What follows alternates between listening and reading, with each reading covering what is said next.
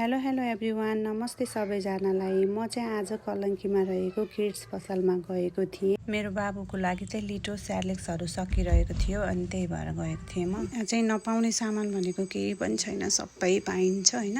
लुगा, जुत्ता, चप्पल, टोइज लगायतका सबै सामानहरू चाहिँ पाइन्छ। मेरो बाबुलाई चाहिँ यो क्यारोट मन परेर समातेको थियो, अनि उसको लागि, नानीको लागि सामान लिएर चाहिँ आएँ म। मेरो भ्लग चाहिँ कसले हेर्नुहुन्छ, हेर्ने नहेर्ने, लाइक गर्ने नगर्ने सबैजनालाई चाहिँ थ्याङ्क यू है।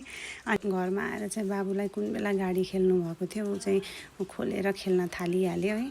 अनि त्यसपछि नानीलाई स्कुलबाट लिएर आएँ, अनि नानीलाई स्कुलबाट आएर चाहिँ सरप्राइज छ तिमीलाई भनेको, आँखा चाहिँ म गरेर बसिरहेको छु नानी। अनि मैले टोइज दिएँ, ऊ चाहिँ टुवा परेर हेरेर के यो भन्दै बसिरहेको थिइन्।